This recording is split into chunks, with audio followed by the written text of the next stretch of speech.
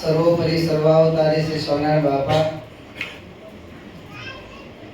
જીવન પ્રાણ શ્રી અરજી બાપા, શ્રી ગોપાલ સ્વામી બાપા, નિર્મલદાસજી સ્વામી બાપા, ઈશ્વરચંદ્રદાસજી સ્વામી બાપા, શ્રી સ્વામિનારાયણ ગાદીના આદ્ય આચાર્ય ગૌર, ધર્મ ધુરંધર સનાતન ધર્મ સમ્રાટ પરમ કલ્યાણકારી જીવન પ્રાણ શ્રી મુક્તિજીવન સ્વામી બાપા, સદ્ધર્મ રત્નાકર સદ્ધર્મ જ્યોતિર્ધર સેવામૂર્તિ પરમ તપઃ પ્રેમ મૂર્તિ એવા પુરુષોત્તમ કેદાજી સ્વામી બાપા, વર્તમાન આચાર્ય જ્ઞાન મહોદધિ શ્રી જીતેન્દ્રી પ્રેદાજી સ્વામી શ્રી મહારાજ, પૂજ્ય સંતો વાલા સત્સંગી બંધુઓ, ગઢડા પ્રથમ પ્રકરણનું 7મું વચનામૃત જેનું વાંચન પ્રેમપ્રિયદાસજી સ્વામીએ કર્યું, પરંતુ આપણને જીવનપ્રાણ સ્વામી બાપા પોતાના કીર્તનમાં સમજાવે છે, જ્યારે વાતો વંચાય ત્યારે બાપા બોલનહાર. વચનામૃત વંચાતા હોય કેવો પ્રત્યક્ષ ભાવ હોવો જોઈએ કે ભગવાન સ્વામિનારાયણ પોતે આશીર્વાદ આપી રહ્યા છે અને આપણે બધા એનું શ્રવણ કરી રહ્યા છીએ. બાપાશ્રીની વાતો વંચાતી હોય ત્યારે જીવનપ્રાણ બાપાશ્રી પોતે આશીર્વાદ આપી રહ્યા છે અને આપણે બધા શ્રવણ કરી રહ્યા છીએ. સ્વામી બાપાની વાતો વંચાતી હોય એ પ્રમાણે પ્રત્યક્ષ ભાવ કેળવી અને જો આપણે કથા વાર્તાનું શ્રવણ કરીએ તો દરેક શબ્દ સબીજ મુમુક્ષ રૂપી ધરણી છે અને એની પર ભગવાનના વચન રૂપી સબીજ વાક્ય પડે એટલે એ ફળીભૂત થાય ને થાય જ. પ્રત્યક્ષ ભાવ કેમ કેળવવાનો? તો 1876 માં ગઢપુરની અંદર મહારાજ વિરાજમાન હતા અને સંતો ભક્તોની સભા ભરીને બેઠી હતી નહીં. આજે અત્યારે અક્ષરધામના અધિપતિ ભગવાન સ્વામિનારાયણ પોતાના અક્ષરધામના સાજે સહિત, અક્ષરધામના સાજે સહિત એટલે ભગવાનનો પોતાનો સાજ કયો છે? તો ભગવાન પોતે પોતાનું ધામ અને પોતાના મુક્ત, આ ભગવાનનો સાજ છે. આ પોતાના સાજે સહિત ભગવાન સ્વામિનારાયણ આજે શ્રી સ્વામિનારાયણ સિદ્ધાંત સજીવન મંડળ એલિસ બ્રિજનું જે કારણ સત્સંગ સભાનું કેન્દ્ર સ્થાન એવા જે આપણે સોલંકી સાહેબનું મકાન, એમાં પોતાનું ઘર માનીને એ પોતાના અક્ષરધામના સાજે સહિત આજે સભામાં વિરાજમાન છે. અને કેવળ કૃપા કરીને ભવ બ્રહ્માદિકને નિશ્ચય મળતી નથી આ પુરુષોત્તમ પાસે બેઠ્યાની જાકે જો એ જગ્યામાં આપણને બધાને બેસાડ્યા છે અને પોતાના વચનરૂપી અમૃતનું આપણને પાન કરાવી રહ્યા છે. આવો પ્રત્યક્ષ ભાવ કેળવી અને બાપા કહે છે આપણે કથા વાર્તાનું શ્રવણ કરવું. તો દરેક વસ્તુ એક એક શબ્દ કદાચ યાદ રહ્યો કે ન રહ્યો, યાદ રાખવા માટે પ્રયત્ન પૂરેપૂરો કરવાનો છે. હું વસ્તુ મહિમા માટે કહેતો જઈશ કે આટલું હોય તો આટલું ફળ થાય છે, પરંતુ એ એટલું હોય તો એ કરીને જે આપણે, કારણ કે મહારાજે પ્રથમના સત્રમાં વખતમાં ના પાડી, હિંમત વિનાની વાત ન કરવી. આમ હોય તો ચાલે જ છે ને, થાય ના, એવું ના થવું જોઈએ. પાછું ભગવાનને મોટા પુરુષ કૃપા સાધ્ય છે. ભગવાન સ્વામિનારાયણે ફદલમાં કલ્યાણ કરવાનો સંકલ્પ કર્યો છે. અદલ અને ફદલ બે પ્રકારે કલ્યાણ કહેવાય. અદલ એટલે કાયદા કાનૂન નિયમ પ્રમાણે, ધારા ધોરણ પ્રમાણે આટલું આ પ્રમાણે કર્યું હોય તો જ આ ફળ મળે. તમે આમ કર્યું તો આ ફળ, આવું કર્યું તો આ ફળ, નિયમ પ્રમાણે પદ્ધતિસર ચાલે એને અદલમાં કહેવાય. અને લેરકડો લેરમાં આવે તે કર્યું કેટલું એ મહત્વ નથી, પણ કર્યું છે અમને રાજી કરવા માટે એ મહત્વનું છે. આપણે કર્યું ગમે એટલું હોય, પરંતુ આપવા બેસે ત્યારે જોખવા કે માપવા બેસે નહીં. મોજમાં આવીને આપે. આને કહેવાય ફદલમાં કલ્યાણ. અદલ અને ફદલ આ ફરક છે. પણ એ ફદલમાં ભગવાન કલ્યાણ કરતા હોય ને પછી આપણે એમાં પછી જો હિંમત વિનાની વાત કરીએ, ઓ કલ્યાણ તો આનું થયું છે તો આપણે તો એના કરતા ઘણું કરીએ છીએ, પછી વધારે કરવાની શી જરૂર છે? તો સત્સંગમાં ભગવાને દાખલા મૂક્યા છે. સત્સંગમાં દાખલા મોજૂદ છે. જો બે પરવાય કરીશું તો ફતલમાં ભગવાન એવા છે કે પેલા જનનું બાપા છે કલ્યાણ કર્યું, બાપા કે જા બદ્રિકાશ્રમમાં, જન કહે છે બાપા બદ્રિકાશ્રમ કે એની મને કઈ ખબર પડે નહીં, મને તો આપના જ્યાં નિત્ય દર્શન થતા હોય ત્યાં મૂકો. અને ત્યારે બાપા શ્રી કહે છે જા અક્ષરધામમાં. હવે જનના કાર્યના કર્મો કેવા છે વિચાર તો કરો. પરંતુ લહેરગ્રહ લહેરમાં આવે છે, પ્રાર્થના કોને કરી છે? બસ તારું કલ્યાણ. અને જો એ વસ્તુનો વાદ લેવા જઈએ, આપણે એ વસ્તુનો વાદ લેવા જઈએ કે ભાઈ જાજુ કરવાની શી જરૂર છે, તો જાનભાઈનું દ્રષ્ટાંત પણ વિચારી લેવાનું. શુભ સંકલ્પ હતો, ઘણી સેવા કરી હતી, ભગવાનનો પક્ષ રાખ્યો હતો, પોતાના દીકરાને પણ ભગવાન ભજવાની બાબતમાં રોક્યા તો નથી, ખાલી ટોક્યા છે. શું રોક્યા તો નથી, ખાલી ટોક્યા છે. ભગવાન માટે સ્નાન કરવા, ગરમ પાણી કરવાનું ચરુ આપવાનો હતો. અને જાનભાઈ જે મોટો ચરુ આપે છે ત્યારે એમના દીકરા એમ કહે છે કે માતાજી આવડા મોટા ચરુની ક્યાં જરૂર છે? ભગવાન તો એટલા માટે જ ગરમ પાણી કરવાનું છે ને નાઈટ માટે. નાનો ચરુ આપ્યો તો ચાલે. અને આટલું જ્યાં કીધું ત્યાં જાનભાઈ કહે છે હજુ તો કમાઈને ઘરમાં લાવતો નથી, મારી કમાણીમાંથી ભગવાનની સેવા કરું ને એમાં તું મને ટોકવા આવ્યો છે, તો જેથી તું કમાઈ લઈ તેથી તું શું સેવા કરવા દઈશ? નીકળી જા આજથી ઘર બહાર. વિચાર કરો કેટલો પક્ષ હશે, પણ એક સંકલ્પ રહી ગયો. અને એ પાછો શુભ સંકલ્પ કે મેં ભગવાનની બધા જ પ્રકારની સેવા કરી, પણ ભગવાનને મારા હાથે કરીને રસોઈ કરીને જમાડી શકી નહીં. કારણ કે ઠક્કર હતા, પરંતુ ખોજા ઠક્કર હતા. એટલે એ વખતના વર્ણાશ્રમના ધર્મો પ્રમાણે બધું હોય, એના કારણે ભગવાનને પોતાના હાથે રસોઈ કરીને જમાડી શકે, એટલે મારા હાથે રસોઈ કરીને ભગવાનને જમાડી શકે, આપણો શુભ સંકલ્પ રહી ગયો.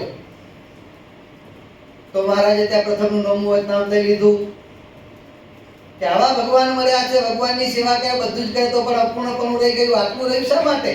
ભગવાને ભગવાને આજ્ઞા કરી છે જે આશ્રમમાં ને જે વર્ણમાં હોય તે આશ્રમમાં ને તે વર્ણમાં પોતપોતાના ધર્મ પ્રમાણે ભગવાનની સેવા કરવી.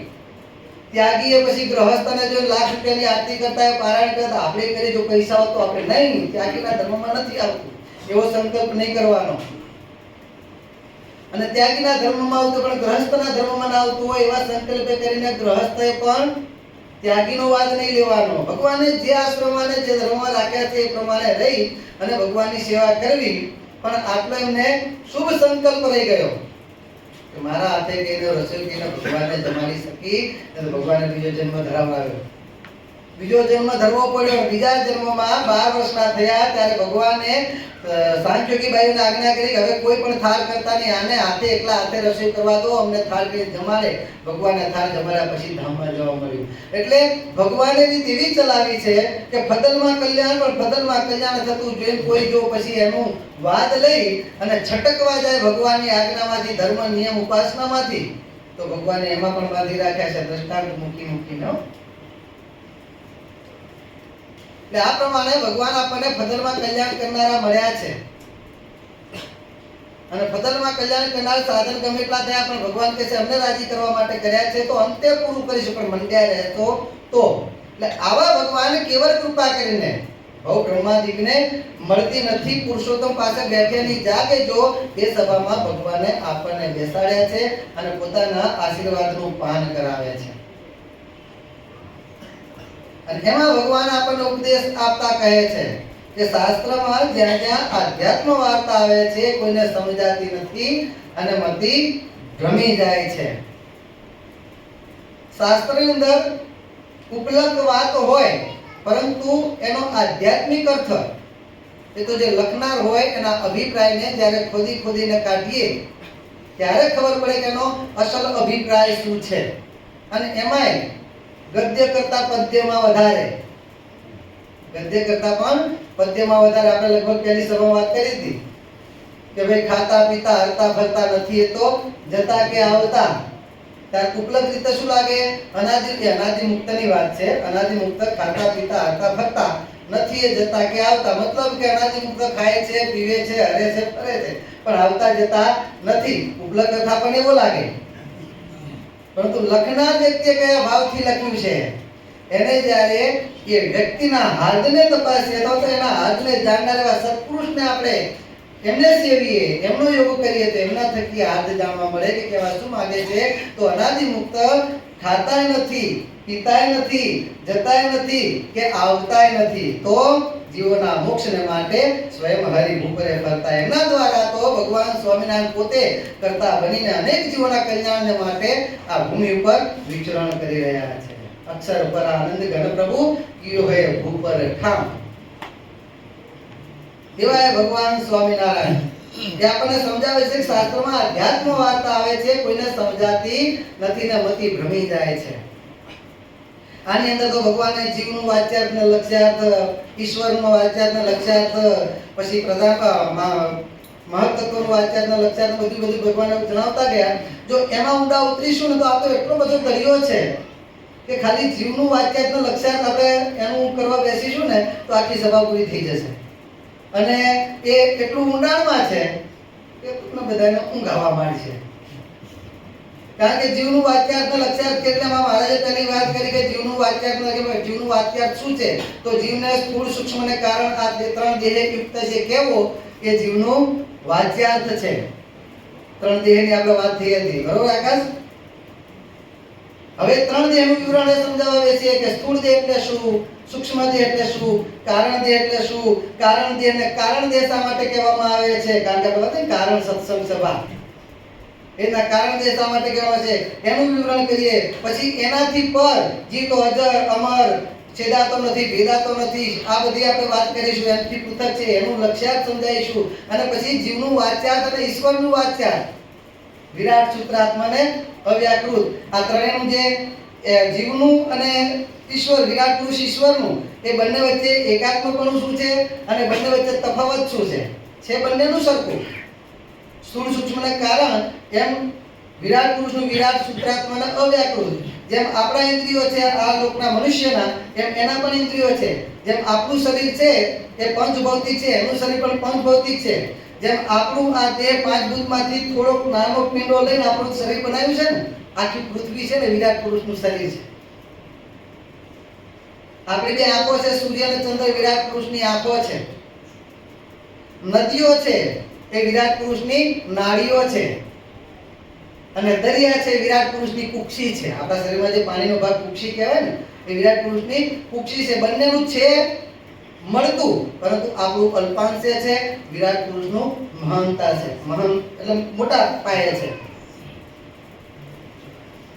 એટલે એ બધું જો એકનું જો બધું સમજાવેલું કે તમને આમાં બધું પૂછાશે શું ગાવે છે એવું થશે. અને વડોદરામાં સભા ચાલુ હતા 1 2 3 તમે એક રીતે ત્યાં કારણે બાજા પગારવા રમતા હતા. તો પહેલું વતનાથ, બીજું વતનાથ, ત્રીજું વતનાથ લીધું, મેં પોતે માનતા લીધું હતું, પણ બાજા પગારમાં એટલે આ ઉપર જવું જરૂર નહીં, પણ બધા સમજાવતા હતા. એમાં 7મું વતનાથ આવ્યું ત્યારે મેં કીધું ભાઈ તમને કહેતા હતા એનું વિવરણ કરીએ, પણ તમને બધાને કંટાળો આવશે, કૂદકો મારવો છે કે શું કરવું છે. ભક્તો કે સ્વામી જવા દો. પછી અમુક ભક્તો હોય જિજ્ઞાસુ, હોય એ કે સ્વામી અમારે જાણવું છે, આપણે સવારની કથામાં આવીશું અને સવારની કથામાં તમે અમને સમજાવજો. ચોક્કસ સમજાવીશું કીધું. તે જીવનું ને ઈશ્વરનું આ બે પૂરું થયું, 5 પૂરા થયા, તમારી કથાનો સમય પૂરો થઈ ગયો ત્યારે તમારે. પણ હવે અહીંયા ભગવાન કહેવા માંગે છે કે અધ્યાત્મ વાત આવે છે એ જીવને સમજાતી નથી, અને આપણે સાદી ભાષામાં સમજવાનો પ્રયત્ન કરીએ કે બાપાશ્રીએ પોતાની વાતોમાં એક સાખી કહી.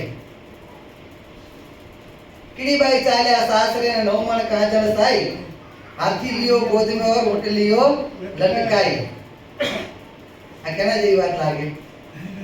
કીડીબાઈ ચાલ્યા સાસરે, કીડીને ઓલી સાસરું કેવું 9 મણ કાજળ, 9 મણ કાજળ. હાવ ગપુત લાગે ને, હાવ ગપુત લાગે ને. કીડીબાઈ ચાલ્યા સાસરે, કીડીબાઈ સાસરે જાય છે ત્યારે 9 મણ કાજળ સાઈ, 10 ગ્રામની ડબ્બી પણ આંખમાં આજવાની રીતે માણસના આંખમાં તો પણ વરસ નીકળી જાય તો પૂરી થતી નથી. આ તો કીડીની આંખ, પેલું માણસની આંખમાં 10 ગ્રામની ડબ્બી, કીડીની આંખમાં 9 મણ કાજળ આજવાનું એકી હાથું વાજી દીધું. મણ એટલે 20 કિલોનો એક મણ. અને હાથી લ્યો ગોદમાં રોટલીઓ લટકાઈ. હવે કીડી ક્યાં હાથી ક્યાં ઊંટ, ચોકઠું કઈ બંધ બેસે છે ભાઈ? ગપ્પુ જ લાગે, પણ નહીં. એનો આધ્યાત્મિક અર્થ સમજવાનો છે. એનો આધ્યાત્મિક અર્થ શું છે? તો બાપાશ્રીને સદગુરુ બાપાએ પૂછ્યું, બાપા આ સાખીનો આધ્યાત્મિક અર્થ સમજાવો. અને ત્યારે જીવન પણ બાપાશ્રી કહે છે કીડીબાઈ ચાલ્યા સાસરે, કીડી એટલે જીવાત્મા. કીડી કુંજરનો મેળાપ જીવન જાણું છું. ભગવાનની આગળ આ જીવનું ગજુ કીડી સમાન છે. આ તો એક દ્રષ્ટાંત દીધું, બાકી તો એટલું નથી, પણ એક દ્રષ્ટાંત દીધું સમજવા માટે, કારણ કે સમજવા માટે કંઈક તો કેવું પડે ને. આપણે આચાર્ય સ્વામીશ્રી મહારાજ ઘણીવાર પોતાના આશ્રમમાં કહેતા હોય છે કે ભાઈ જંગલનો માણસ હોય, જેને કોઈ દિવસ કોઈ અનાજ સારા ફ્રૂટ કંઈ ખાતું જંગલમાં પાન ને ખાઈને મોટો થયો હોય, અને એ માણસને આપણે સાકર ખવડાવી છે. ભાઈ તું સાકર ખા, કેવી હોય? ગળી હોય, પણ કેવી? બહુ ગળી હોય. પણ બહુ ગળી પણ કેવી? એનો વિશ્વાસ ના હોય ત્યાં સુધી તો ન ખાય ને. બહુ ગળી પણ કેવી ગળી? હવે એને સમજાવવા માટે શું દ્રષ્ટાંત આપો તમે? એને ગળામાં ગળી વસ્તુ ખાધી હોય એ એને દ્રષ્ટાંત આપવું પડે. ભાઈ ગળી સાકર કેવી ગળી? તો મહુડા જેવી ગળી હોય. કારણ કે જંગલમાં શું ખાતું હોય? ગળામાં ગળો મહુડો ચાખ્યો હોય. ભાઈ મહુડા જેવી ગળી હોય, પણ હકીકતમાં તો મહુડા કરતાંય સાકર ઘણી ગળી હોય છે. પણ તેને બિચારાએ જેટલું જાણ્યું હોય ત્યાં સુધી તો મહિમા સમજાવાય. એટલે જીવાત્માને, મનુષ્યને નીચામાં નીચું, અસમર્થમાં અસમર્થ જે વસ્તુ હોય એનું દર્શન ભગવાન જોડે જીવનું ગજુ કીડી જેટલું છે એમ કે બાકી ભગવાન સાથે કોઈ તુલના થાય જ નહીં. જીવ અક્ષરની નથી થતી જે છેલ્લી ઐશ્વર્યાર્થીઓમાં જે છેલ્લું ઊંચામાં ઊંચું પદ ભગવાન પછી જે આવે, બરોબર છે, એ પદ એની પણ ભગવાનના સામર્થ્ય સાથે ગણતરી નથી. તો જીવાત્માની તો ક્યાંથી કેલ્ક્યુલેટર ફાટી જાય. પણ સમજાવવા માટે દેવું પડે ભગવાનની આગળ આ જીવનું ગજુ કીડી જેટલું છે. હવે એ કીડી સમાન ગજાવાળા જીવાત્માને હાથે વાળો સત્પુરુષે જ્યારે ભગવાન સાથે કર્યો, ભગવાનના શરણે આવ્યા, વર્તમાનધારી ભગવાનના ભક્ત બન્યા, એટલે સત્પુરુષે ભગવાન સાથે જીવાત્માનો હાથે વાળો કર્યો. હાથે વાળો અરે બોલો, જન્મ સુફલ કરી લીધો રે. થોડું પૂરું કરતા રહો, અધૂરું મૂકી દઉં તમારા માટે રાખી. ચકાસું તો પડે ને. તો ભગવાન સાથે હાથેવાળો થયો. સાસર્યું કહ્યું છે અક્ષરધામ એ જીવાત્માનું શાસન આલોકની ભાષામાં સમજાવવા માટે આલોકની ભાષા વાપરી પડે ને. ભગવાને મોટા પુરુષ આલોકની ભાષા વાપરી કે સાસર્યું અક્ષરધામ. અને જ્યારે જીવાત્મા ભગવાનના ધામમાં જાય છે એટલે જીવાત્માને ભગવાન સાથે મેળાપ કરવા માટે વચ્ચે માયાનું આવરણ છે. એ માયાના 8 આવરણ છે: પૃથ્વી, જળ, તેજ, વાયુ, આકાશ, અહંકાર, મહત્તત્વ, પ્રધાન પુરુષ. આ 8 આવરણ અને 9મી માયા. માયાને શાસ્ત્રમાં કાળી કીધી છે, કાજળ જેવી કીધી છે, અંધકારમાં કીધી છે, અલગ અલગ ઉપમા આપેલી છે. એટલે આ માયાના 8 આવરણ ને 9મી માયા. આને કાજળની જગ્યાએ કીધી છે, નવમણ કાજળ સાઈ.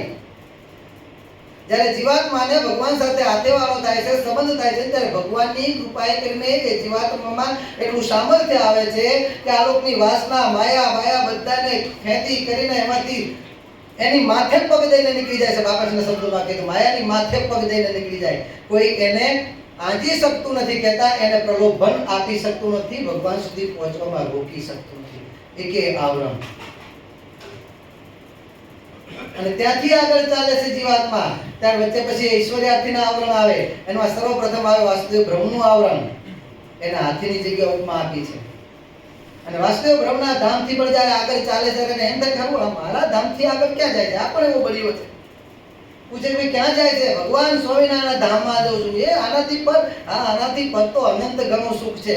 અને એ વખતે જો વાસુદેવ બ્રહ્મની ઈચ્છા થાય કે મારે પણ એ સુખની પ્રાપ્તિ કરવી છે, એ સુખમાં જઈને બેસવું છે, ને કીડી જે ભગવાન સાથે હાથેવાળો થયો છે, મુક્ત પુરુષ એ જીવાત્મા, એને એમ કે મને લઈ જઈશ, ત્યારે ભગવાનની કૃપા કરીને એને પણ સાથે લઈ જાય. સામર્થ્ય જે ભગવાને બતાવ્યું, અનંત બ્રહ્માંડોની ઉત્પત્તિ કરવા સમર્થ કરીશું. પ્રથમનું અમદાવાદનું 7મું વચનામૃત. બાપાશ્રી પોતાની વાતોમાં તમે તો કેટલાય જીવોના કલ્યાણ કરો છો. તો જેને દેહભાવ ટળી ગયો, સ્થિતિને પામ્યા છે ભગવાનના ધામમાં, એનું સામર્થ્ય કેટલું હોય. જેને દેહભાવ ટળ્યો, ભગવાને દેહ મુકાવે ને તરત જ એને પુરુષોત્તમ એ દેહ પ્રાપ્ત થાય છે. ખોટું તો થયું રે દેવર, ખોટું તો થયું, અને સાચું તો મળ્યું રે દેવર, સાચું તો મળ્યું. એ ખોટું થયું એટલે દેહરૂપી દેવળ ખોટું થાય એટલે તરત જ મૂર્તિરૂપી દેવળ, સાચું દેવળ એ જીવાત્માને પ્રાપ્ત થઈ જાય છે. ભગવાનની કૃપાએ કહીનો, ભગવાનની કૃપાએ કરીને પ્રાપ્ત થાય છે. અને જેને મૂર્તિરૂપી દેવળ પ્રાપ્ત થયું એનું સામર્થ્ય કેટલું? જેટલું ભગવાન સ્વામિનારાયણનું સામર્થ્ય એટલું જ એ મુક્ત પુરુષનું સામર્થ્ય. ખાલી સ્વામી અને સેવક આ ભાવ રહે. દાતા અને ભોગતાનો ભાવ રહે. ગમે એટલા મુક્ત સમર્થ થાય તો પણ એ સામર્થ્યના દાતા ભગવાન છે. એટલે જેટલું સામર્થ્ય ભગવાન સ્વામિનારાયણનું એટલું સામર્થ્ય મુક્તને પ્રાપ્ત થાય છે. એટલે મુક્ત પુરુષને વાસ્તવ બ્રહ્મ પ્રાર્થના કરે કે મારે પણ સુખમાં આવવું છે તો એને પણ સાથે લઈ લે, અને આગળ રક્ષણનું આવરણ આવે એને પણ જો ઈચ્છા થાય તો એને પણ ભગવાનના ધામમાં લઈ જાય. આવું સામર્થ્ય ભગવાનની કૃપાએ કહીને ભગવાન સાથે જે જીવાત્માનો હાથેવાળો થયો છે એ કીડી સમાન જીવને ભગવાનની કૃપાએ કહીને આટલું સામર્થ્ય પ્રાપ્ત થાય છે. એ સાખીનો અર્થ આવો છે. એટલે બાપા કે આધ્યાત્મિક અર્થ જો સમજાણો ન હોય તો મતી ભમી જાય છે. ગુરુ ગોવિંદ દોનો કરે કિनको લાગુ પાય, બલિહારી ગુરુ દેવકીજીને ગોવિંદ જીવ બદલાય. એટલે આધ્યાત્મિક અર્થ જેને હાથમાં આવે શું સમજાવે કે ગુરુ ગોવિંદ દોનો કરે કિनको લાગુ પાય. શિષ્ય મુજાય છે કે ગુરુ અને ભગવાન સાથે દર્શન આપે છે. પહેલા કોના દર્શન કરવું અને પછી આ જેને આધ્યાત્મિક હાથમાં આવે શું સમજાવે છે, અથવા તો બીજી ભાષામાં કે દેહધારી ગુરુ હોય, જેને પૂજાવાનું તાન હોય, જેને ભગવાનનું કરતાપણું ના હોય પોતાનું કરતાપણું હોય, એવા ગુરુ શું સમજાવશે કે શિષ્ય જ્યારે મુજાય છે, બંને દર્શન આપે જ્યારે શિષ્ય મુજાય છે તો શું કરવું? બલિહારી ગુરુદેવ કી જેને ગોવિંદજીઓ બતાવી ભગવાન સુધી પહોંચ્યો ક્યારે? આ ગુરુએ કીધું ત્યારે પહોંચ્યો ને. એટલે પહેલા કોના દર્શન કરવાના? ગુરુના દર્શન કરવાના.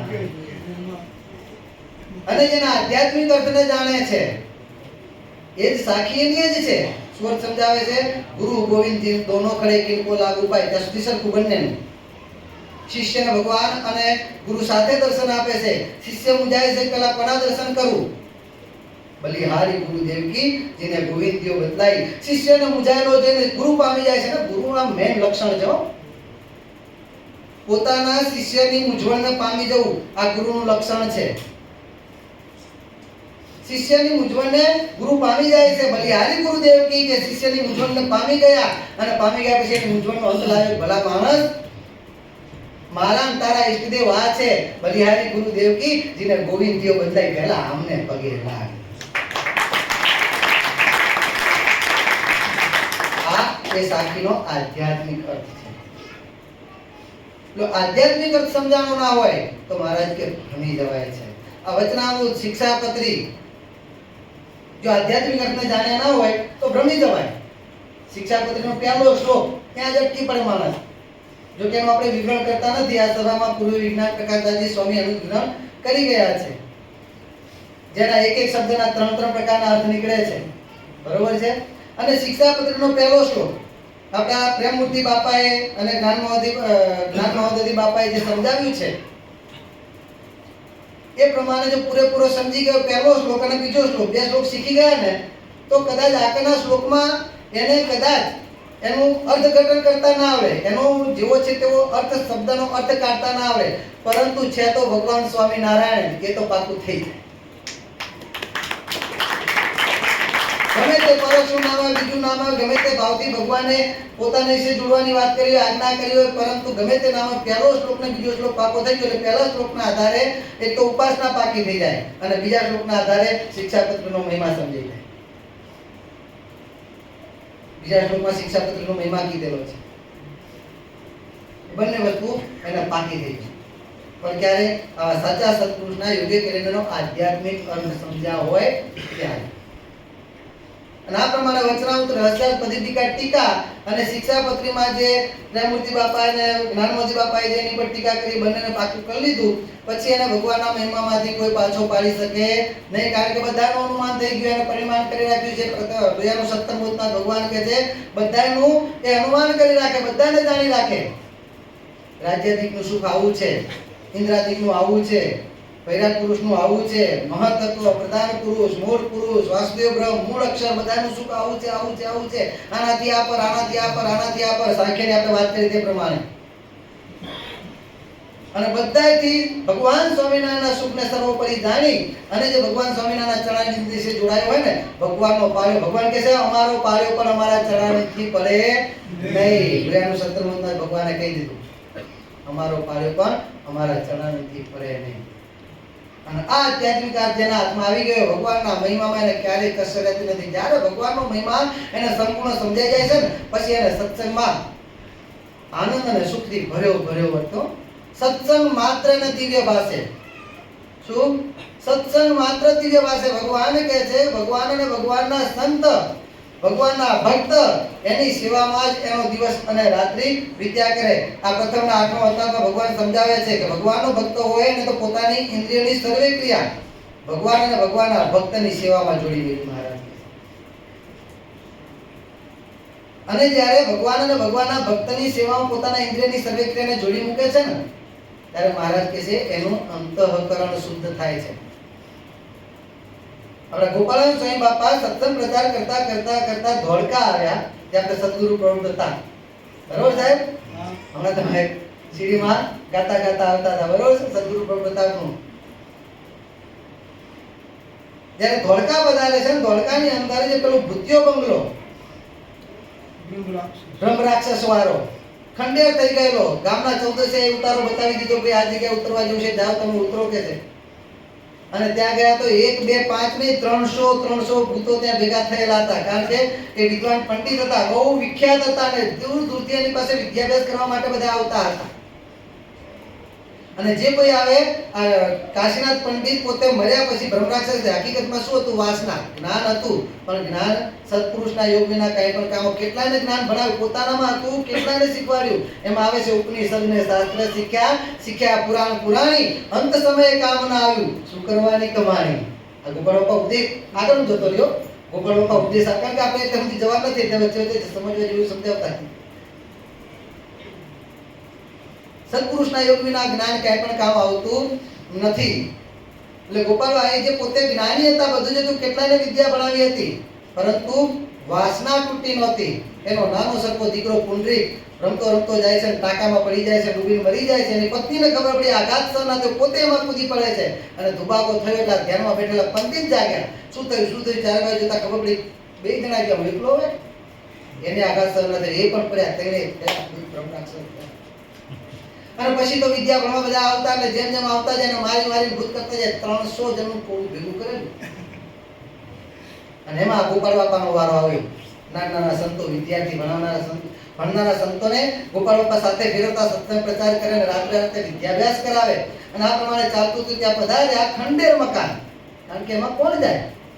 હાવ ખંડેર મકાન. અને મકાનની અંદર જઈને ગોપાલ બાપાએ સંતોને આજ્ઞા કરી, હે સંતો, આ જગ્યાને સાફ કરી નાખો.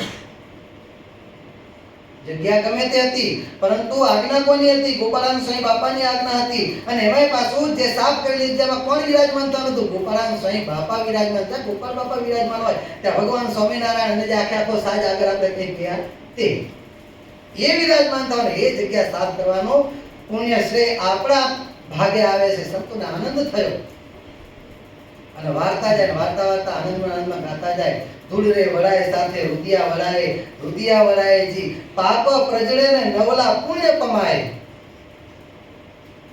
માલિકા ઘરનો વડશે નિહાલ, શ્રીજીના અંગે રૂડા શોભે શણગાર. સત્સંગની સેવા કરીએ, ભગવાનના સંતો ભક્તોની સેવા કરીએ, મંદિરની સેવા કરીએ, અંતઃકરણ મહારાજ કહે છે શુદ્ધ થાય છે, પવિત્ર થાય છે. કોઈ પણ પ્રકારની સેવા ક્યારે પણ નીચી નહીં સમજવાની. ભગવાનને રાજી કરવા માટે જે કઈ સેવા કરીએ ને એ સેવા કોઈ પણ નાની કે મોટી હોતી નથી. સેવામાં વિભાગીકરણ પડે છે. સેવા કરવામાં નાની મોટી વિભાગીકરણ પડે છે. સેવા નાની મોટી હોતી નથી પણ એની પાછળ ફળ નાનું મોટું પ્રાપ્ત થાય છે. સેવા નાની કઈ અને મોટી કઈ, જે તે સેવા કરતા પાછળ આપણે જો એની પાછળ ભાવ ઓછો છે તો એ સેવા નાની, અને સેવા કરતા હોય સેવાની પાસે જો આપણો ભાવ ઊંચો છે ને તો એ સેવા મોટી. એ પછી કચરો વાળવાની સેવા હોય કે ગટર સાફ કરવાની સેવા હોય. નાનચંદભાઈને બાપા ભેટ્યા હતા. ચાલુ સમયે ગટર ઉભરાણી નહીં તે પાછી જે જગ્યાએ હરિભક્તોનું રસોડું હતું ત્યાં ગટર ઉભરાણી નહીં તે ગટર પાછી ટોયલેટની સંડાસની ગટર. અને નાનચંદભાઈ ઉતર્યા, સાફ કર્યું બધું. બાપા એમને ભેટ્યા હતા. કેમ? એની પાછળ એનો જે ભાવ સેવા કરવાની. નાનચંદભાઈની સેવા તો બધા જે વડીલ ભક્તો જેને જે જોઈએ છે જાણે છે બધા. નાનચંદભાઈને લઈને તો આ વાસણ વિભાગ આખું તૈયાર છે. એને ત્રણ વખત હાબુ દઈ નવડાયા તો એના શરીર એના પંડ ઉપરથી ગંધ ના જાય પેલી ગટરની. પણ એને એ ગંધ સાહેબ તમને બધા આજુબાજુ વાળાને આવતી હતી, નાનચંદભાઈને નથી આવતી. એને તો સેવા પાછળની સુગંધ દેખાતી. આ ભાવ ભાવ છે ભલે ગટર સાફ કરી છે પણ આ ભાવ છે ને સોનાથી ભગવાનને તોલ્યા સમાનની સેવા છે હો. એટલે સેવા નાની મોટી હોતી જ નથી પણ સેવા કરતી પાછળ ભાવ ઓછો વધતો એને કે એના ફળમાં પ્લસ માઇનસ નો ફરક પડે છે. સેવા તો આપણે ગમે તે મળે, સત્સંગની સેવા કરવા મળે એને દિવ્ય ભાવે સહિત અહોભાગ્ય મારા કે મને આ સત્સંગની સેવા કરવા મળી, આ સંતો ભક્તોની સેવા કરવા મળી. ભક્તોની સેવા કરું એટલે ભગવાનની સેવા બરોબર છે, સંતોની સેવા કરું એટલે ભગવાનની સેવા બરોબર છે. કારણ કે આવા જે સર્વોપરી ભગવાન સ્વામિનારાયણ લોયાનું 17મું જ વચનામૃત તેમાં જ મહારાજે વાત કરેલી છે જે આપણે આગળ કહી ગયા પ્રમાણે કે ભગવાનનો જેને આવો મહિમા સમજાણો હોય એને તો એમ વર્તે છે આવા સર્વોપરી ભગવાન એના સાક્ષાત ઉપાસક સંત અને ભક્ત છે એને આગળ માન કેમ રહે અને એની આગળ નમાય કેમ નહીં? એની આગળ તો મહારાજ કે દાસાનું દાસ થઈને રહેવાય. આવો જે નિર્માણી ભક્ત હોય ને એને આવો ભાવ હોય. અને વળી શું વિચારે? કદાચ સંત એનું અપમાન કરે, વટે તિરસ્કાર કરે, ક્યાંક વાકમાં આવ્યા હોય કંઈક કે તો પણ શું વિચારે કે મારા અહોભાગ્ય છે કે આવા સર્વોપરી ભગવાન સ્વામિનારાયણ એના સંત એના તિરસ્કાર હું સહન કરું છું, બાકી પરાબ્ધ વશ થઈ અને બાયડી છોકરાના તિરસ્કાર સહન કરવા પડે.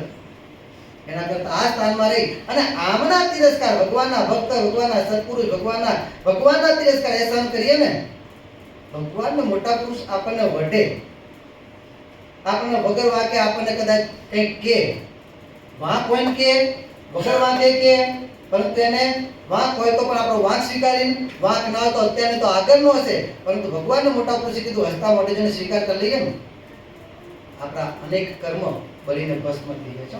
એટલે પૂર્વના તો નહીં જ. આપણે આગળની કહે સભાની વાત થોડી અધૂરી હતી. કર્મ ક્યારે નાશ પામતા નથી, આપણે વાત ચાલતી હતી બરોબર છે ને? કર્મ ક્યારે નાશ પામતા નથી. આત્મહત્યા કરો, ત્રીસમાં જઈને કરો, ગમે ત્યાં કરો, નાશ પામતા નથી.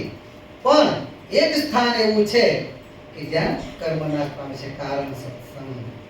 કારણ સત્સંગમાં આવીએ ભગવાનના સત્પુરુષ કેવળ કૃપા કરીને સંકલ્પ કરે કે આ જીવાત્મા બિચારો મરનારો છે તેના સંકલ્પ માત્ર કર્મ માત્ર નાશ પામવા. આપણે ગોપાળ બાપાની પેલા સંતે સેવા કરી આખી રાત.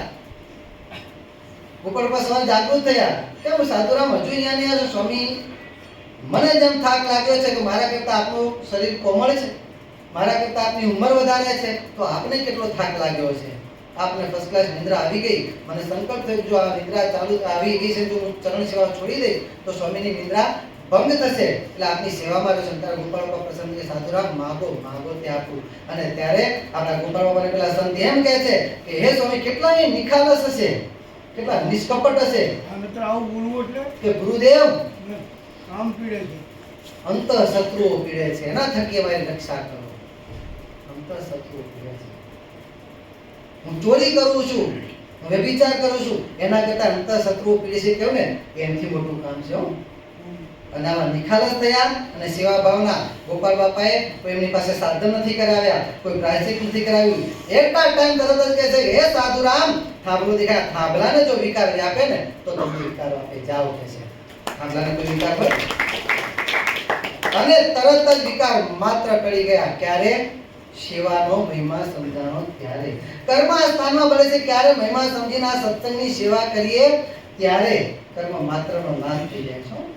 એટલે આગળના કર્મ તો શરણે આવે ત્યારથી નાશ થઈ ગયો. ભગવાનના મોટા પુરુષના કારણ સત્સંગમાં કેટલી મોટી દયા છે વિચાર તો કરો આપણે. કે જ્યારથી આપણે એમનું શરણું સ્વીકાર્યું સાચા ભાવથી અને વર્તમાન થયા ત્યારથી આગળના કર્મ તો બળીને ભસ્મ થઈ ગયા. પરંતુ એનથી મોટી દયા કે આ સત્સંગમાં રહે થકે પણ જ્યાં જ્યાં ભગવાનની આજ્ઞા લોપ થયો બીજું ત્રીજું આગુ પાછું એ કર્મ પણ જો એમની મરજી પ્રમાણે કે જે પ્રમાણે કરવા માંગે રાજી થકા આપણે એને સ્વીકાર લઈએ ને તો એ થોડાકમાં કેટલું સૂડીનું દુઃખ કાઢે કરીને કાઢી નાખે છે. દ્રષ્ટાંત તરીકે મુક્તાન સ્વામીના શિષ્ય અતિશય પીડા થવા માંડી અને મુક્તાન સ્વામી બીજા સંતોના કહેવાથી મહારાજ પાસે ગਏ, મહારાજ આ સાધુરામ બહુ પીડાય છે, એમને આ લોકમાં રહેવાની ઈચ્છા નથી, આ પીડાથી મુક્ત કરો, દેહ મૂકો. ત્યારે મહારાજ કહે છે મુક્તાન સ્વામી કે સંતની 4 જન્મની કસર છે. શું કહે છે? એ સંતની 4 જન્મની કસર છે. 4 જન્મની કસર કીધે એટલે સમજી લેવાનું કે આગળના તો પ્રારબ્ધ નથી, આ ક્રિયામાન પ્રારબ્ધ છે. સંચિત પ્રારબ્ધ નથી. કારણ કે સંચિત પ્રારબ્ધની તો શાસ્ત્રની અંદર 1 કરોડ કોટડી કીધેલી છે. એક જીવને માથે 1 કરોડ કર્મની કોટડીઓ છે. અને 1 કરોડ કોટડીઓ છે એમાંથી એક કોટડી ભાગે ને ત્યારે આ દેહ અને દેહના સગા સંબંધી બધું બંધાય છે. માટે એક ભંગાની છે તો કેટલી માથે પડી છે? 99,99,999 જન્મ એટલા કર્મ તો પડ્યા છે. અને એ મહારાજ કહે છે 4 જન્મની કસર છે. મતલબ આગળના તો બળી ગયા છે, પરંતુ સત્સંગમાં આવ્યા પછી અમારું સણું સ્વીકાર્યા પછી જ્યાં જ્યાં જાણે અજાણે આજ્ઞાઓ બીજું ત્રીજું આપણું એ કર્મ જે ભેગા થયા છે એની પણ 4 જન્મની કસર છે મહારાજ કે. અને એ આગળના તો બાળી નાખ્યા મોટી કૃપા, પણ હજુ કેટલી કૃપા વાપરે છે કે અહીંયા પછી પણ સ્વભાવ લખાવ્યા છે. 4 જન્મની કસર ભેગી થઈ છે. મુક્તા છે કે મારે 4 જન્મમાં 4 દિવસમાં પૂરી કરવી છે. વિચાર કરો કેટલી કૃપા. આગળના તો ગયા, પણ આ અને આયા પછી 4 દિવસનું કેમ કરાવે છે કે આવા યોગમાં આવ્યા પછી તમે ના છોડો તો પછી થોડું તો દંડ કરવો પડે ને ભાઈ. અને તોય એમાં કૃપા 4 જન્મની કસર 4 દિવસમાં ટાળવાની. આવો સત્સંગ બાપા કે આપણને મળ્યો છે. આવી કૃપા કરનાર, આવા ધણી, આવું પૂરું કરનાર. આપણા પ્રેમમૂર્તિ બાપાનો સ્પેશિયલ શબ્દ હતો, આવું પૂરું કરનારા દુનિયામાં શોધી આવો બાપા કે. પહેલા તો કર્મ બાળવાની વાત જ ગતિ જ નથી પ્રાપ્ત થતી, એ વાત જ નથી આવતી. કર્મ બાળવાની વિધિના લખ્યા લેખ લલાટે ઠોકર ખાય ખાય ખાય. પણ કારણ સત્સંગનો ઇતિહાસ શું કહે છે? અમારા શ્રીજી જેમ વિચારે તેમ જ થાય થાય થાય. એક વિધિના સગડા બદલાઈ જાય જાય જાય. પેલા બ્રાહ્મણ દ્રષ્ટાંત બાપા કહેશે વિચારો. આ તો એક બ્રાહ્મણ ખૂબ જ પાપી, તેને સેવ્યા સંત પ્રતાપી. શ્રીજીના દર્શન કરતા તેને સમાધિ થાય થાય થાય. પેલા શોભારામ શાસ્ત્રી કહે છે મહારાજ ઉપાસન સરખો જીવ જણાતો અને સમાધિ થાય છે, એનું કારણ શું છે? અને ત્યારે મહારાજ કહે છે કે જગતના જીવો જેને કુપાત્ર જાણતા હોય કે જેને અધર્મી જાણતા હોય અધર્મી નથી, અને જેને ધર્મી જાણતા હોય ધર્મી નથી. મહારાજ સમજાણું નહીં. શું કહે છે મહારાજ? સમજાણું નહીં, સ્પષ્ટ કરો. અને ત્યારે મહારાજ કહે છે કે એના જે તમે આ બ્રાહ્મણના કેલા પાપ કર્યો, કારણ કે બ્રાહ્મણે જમીનના લેણ દેણમાં પોતાના ભાઈને મારી નાખ્યો હતો. એટલે બ્રાહ્મણ હતો, સામે બ્રાહ્મણ, બ્રહ્મત્યાનું પાપ લાગ્યું. અને પાછું શુદ્ર કુળમાંથી પોતે લગ્ન કર્યા, એટલે એ વખતના પ્રમાણે વર્ણાશ્રમના ધર્મ પણ લોપ્યા. મહારાજ કે આ બધા ભાગવત ધર્મ નથી, વર્ણાશ્રમના ધર્મ નથી. વર્ણાશ્રમના ધર્મ લોપ એનું પાપ લાગે છે, ચોક્કસ લાગે છે. એનું પાપ નથી લાગતું ને? દરેક કર્મનું પાપ લાગે. સારું કર્યું તો પુણ્ય અને ખરાબ કર્યું તો પાપ. અને હંમેશા યાદ રાખજો કે કોઈ પણ કાર્ય હોય ને, ગમે તેવું હોય, એની પાસે પુણ્ય કરતા પાપ વધારે જ થાય છે. હા, ધર્મેન્દ્ર આ પહોંચી કરે છે. હા, વર્ણાશ્રમના ધર્મની રીતે તમને ઈચ્છા થઈ ચલો આપણે અહીંયા આગળ ગાયો ભેંસોને પાણી પીવાની તકલીફ પડે છે, વરસાદ આવે પાણી રોકાતું નથી, હાલી જાય છે. પછી પાછળથી શું કરે? તો તળાવ ખોદાવ્યું. પરોપકાર જ છે ને? તો પરોપકાર તળાવ ખોદાવા રૂપી તમે પુણ્ય કર્યું, પરંતુ તળાવ ખોદાવતી વખતે જે ઝાડ કપાના, જીવજંતુઓ મર્યા, અને કેટલાય પછી જીવજંતુઓ મળશે એના નિમિત્તો તમે બન્યા ને. દરેક પાપની પુણ્યની પાછળ પાપ કર્મ રહેલું છે.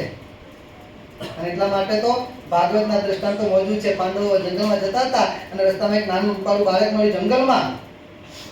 એટલે કે આ જંગલમાં અડધી રાત્રે કોઈ શું કરે છે કે હું જે કરતો હોય જેવું હોઉં તે, પરંતુ મને જો તમારી સાથે તમે લઈ લેશો તો હું તમને સુખ કરીશ. બધાની ઈચ્છા થઈ, પણ અર્જુનને ભગવાનની ઉપાસના, ભગવાન કીધું ને સ્વરૂપ નિષ્ઠાનું બળ હતું.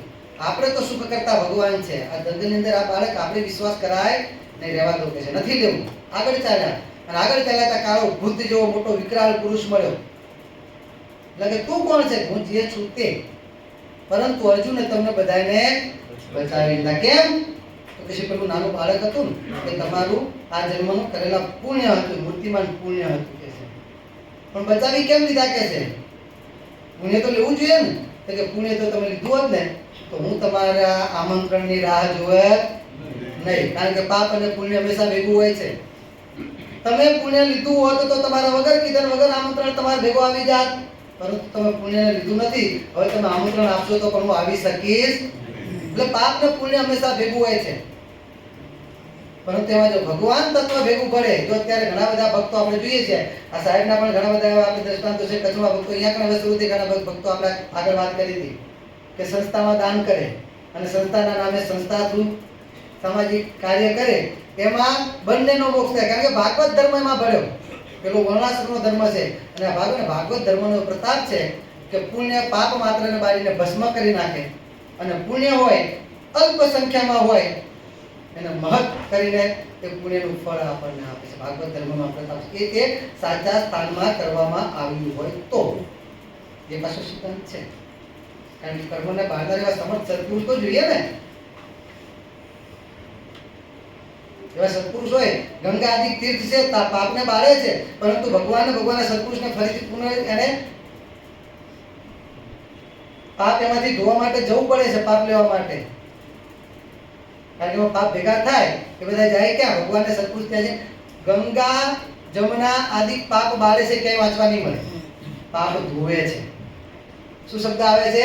પાપ ધોવે છે. અને ભગવાનના સત્પુરુષ પાપ બાળે છે.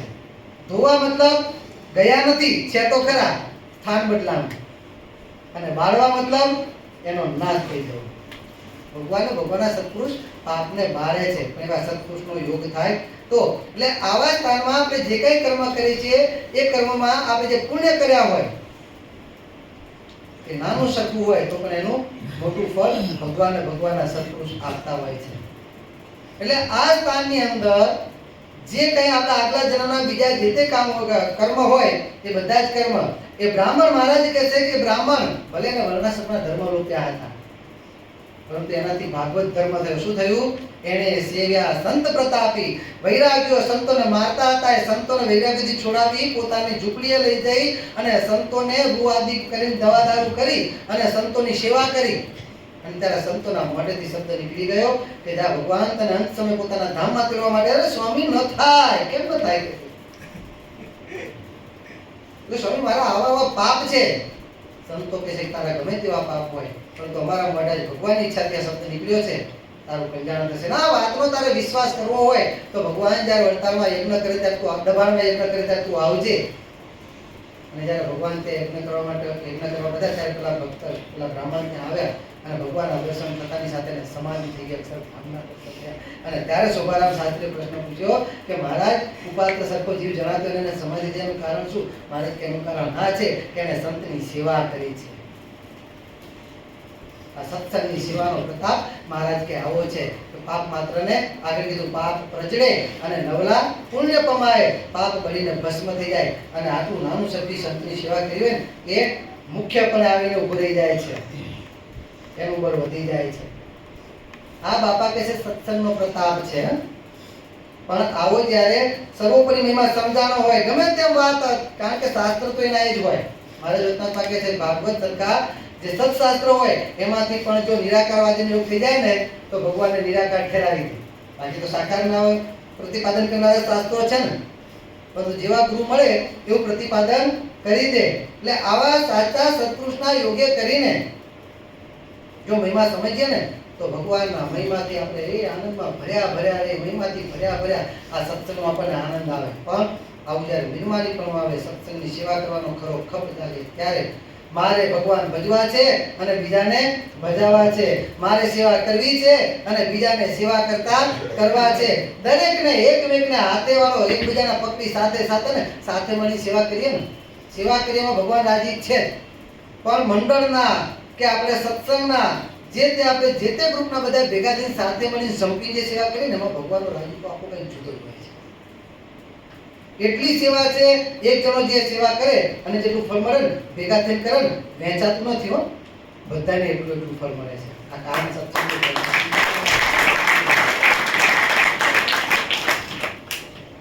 આમ સામાન્ય શું હોય કે 100 રૂપિયા એક જણાએ કમાના, 100 જણા 5 જણા 100 રૂપિયા 5 જણા ભેગા થઈને કમાના. તો એક જણાએ કમાનો હોય, મહેનત કરી હોય તો એને 100 રૂપિયા મળે. 5 જણા ભેગા થઈને મહેનત કરી હોય તો 20 રૂપિયા મળે. પણ આમાં એવું નથી. સત્સંગમાં એવું નથી. એટલે કોઈ એમ ના વિચારે તો સેવા કરી જશે તે પુણ્યમાં ભાગ પડી જશે. નહીં, બધાને એટલું ઉપરથી જોડીશું તો એનાથી વિશેષ ફળ પ્રાપ્ત થશે. માટે બાપા કે સત્સંગમાં આપણે બધાને જોડવા છે, લાવવા છે, સેવા કરવી છે, સેવા કરાવી છે અને સેવા કરીને દેશ રાખવાનો. આ તો ભગવાન સ્વામિનારાયણની સેવા છે. કારણ કે સંતો ભક્તો કોના છે? દીકરાને રાજી કરે તો બાપ રાજી થાય કે ન થાય? તો આ સત્સંગમાં સંતો ભક્તોને રાજી કરીએ, આપણા બધાના બાપ ભગવાન સ્વામિનારાયણ આપણા ઉપર રાજી થાય છે.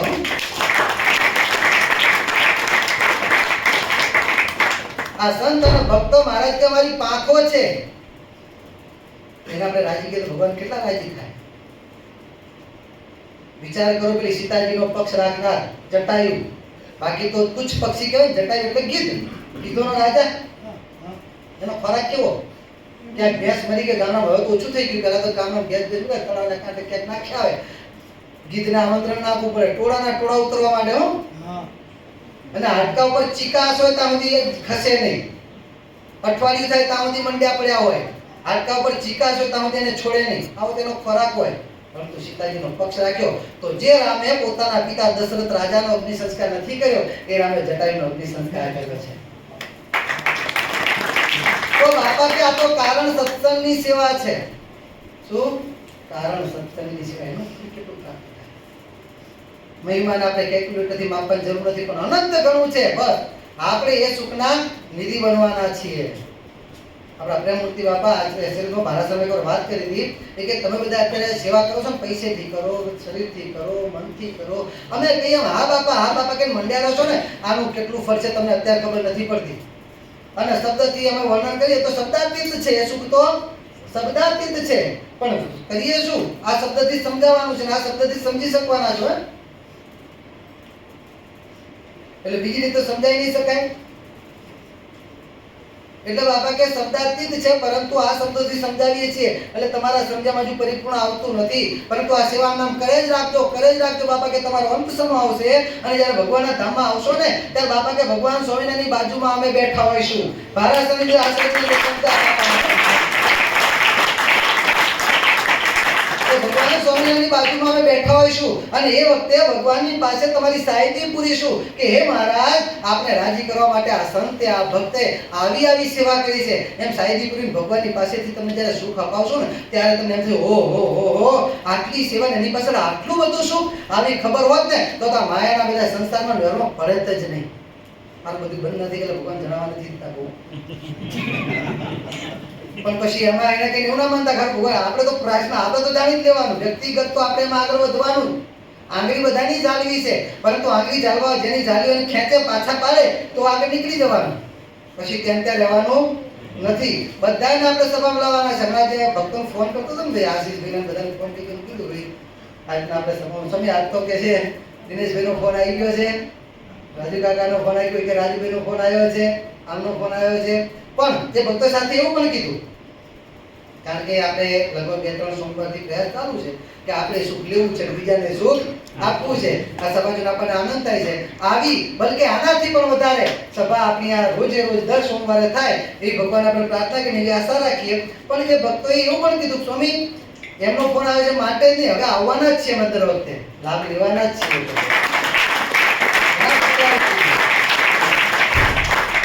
સાથે સ્પોન્સર ભક્તોને પણ એક ભલામણ છે.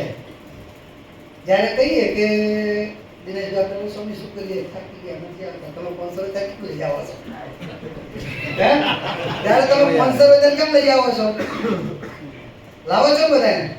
આજે તમારા સંબંધીઓ, જો કે તમારા બધા લગભગ તો મળતા જ આવતા હશે સંબંધીઓ, પણ બધા પોતપોતાના સંબંધીઓ લઈ આવ્યા કે ના લઈ આવ્યા? હા, દૂરના હશે ના આવી શકે દર સોમવારે, પણ તો અહીંયાના આજુબાજુના હોય એને જેમ તમે સ્પોન્સર બન્યા છો એ દિવસે તમે જેમ ભક્તો લાવો છો ને, જ્યારે આપણે ભક્તો લાગે ને એ દિવસે આપણે સ્પોન્સર જ છીએ.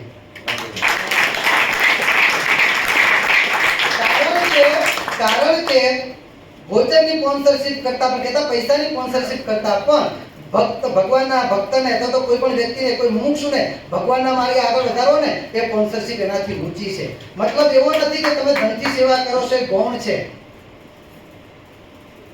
નિસંદેહ એ સેવા પણ ભગવાનની દ્રષ્ટિમાં વખાણવા યોગ્ય છે. ભગવાન જો કે આપણે કંઈ નથી કરતા, પણ ભગવાન એને ઘણું સમજે છે. પણ એનાથી વધારે આપણે વચ્ચે એક નાટક હતું, એક છોકરો સંત થવા આવે છે, એમાં એક દોહો બોલાય છે, ધન્ય માતા પિતાને જે અર્પે અમૂલક દાન સત્સંગની સેવામાં સમર્પે.